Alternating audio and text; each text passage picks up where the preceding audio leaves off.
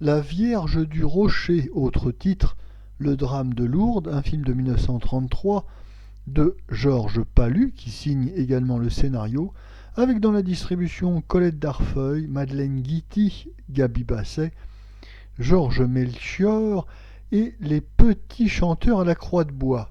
Le sujet.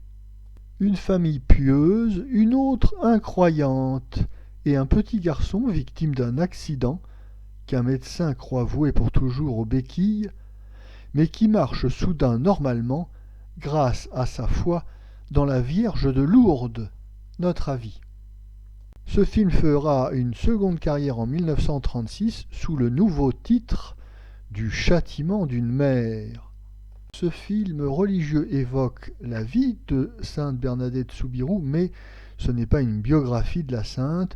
Non, il s'agit avant tout de nous raconter les aventures d'un petit garçon que l'on croit condamné et qui, à la suite d'un pèlerinage à Lourdes, remarchera. Notons d'ailleurs au passage que ce film tourné en 1933 annonce la canonisation de Bernadette Soubirous par le pape Pie XI le 8 décembre 1933.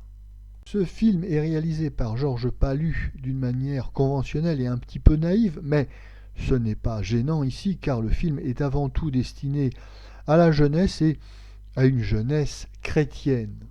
Cette histoire édifiante n'est cependant pas racontée par le réalisateur Georges Palu d'une manière trop rébarbative ou trop sévère. Non, le parti pris ici est de raconter une histoire ordinaire, celle d'un petit garçon, et c'est cette histoire ordinaire qui permet d'évoquer les miracles de la grotte de Lourdes et la vie de Bernadette Soubirous. Georges Palu utilisera la même méthode en 1936 dans le film La Rose effeuillée, où, à l'occasion d'une histoire ordinaire, eh bien, il évoquera la vie de Sainte Thérèse de Lisieux. On peut noter au passage que Georges Palu aime bien employer dans ses films des actrices habituellement abonnées à des rôles de prostituées ou des filles de mauvaise vie, comme Colette Darfeuil dans ce film de 1933, La Vierge du Rocher, ou bien Jacqueline Francel dans le film de 1936, La Rose effeuillée. C'est peut-être une certaine manière de sauver l'âme des filles perdues du show business en les réhabilitant dans des films pieux. Quoi qu'il en soit, La Vierge du Rocher est un film intéressant à plus d'un titre. Comme je le disais, c'est un bon film destiné à la jeunesse. On notera notamment la présence dans ce film des petits chanteurs à la Croix de Bois qui, depuis 1931, ont accédé à une certaine célébrité qui ne se démentira pas tout au long des années 30 et 40. On se souvient notamment du très grand succès du film dans lequel ils intervenaient, le film de 1944, La cage aux rossignols.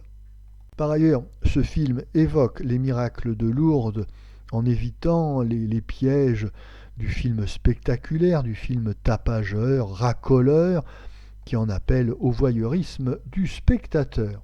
Le sujet est traité avec beaucoup de délicatesse et d'une manière chrétienne, dirons-nous. D'ailleurs, ce film a un aspect documentaire très intéressant. On a une grande séquence sur le pèlerinage de Lourdes avec des séquences sur les offices religieux.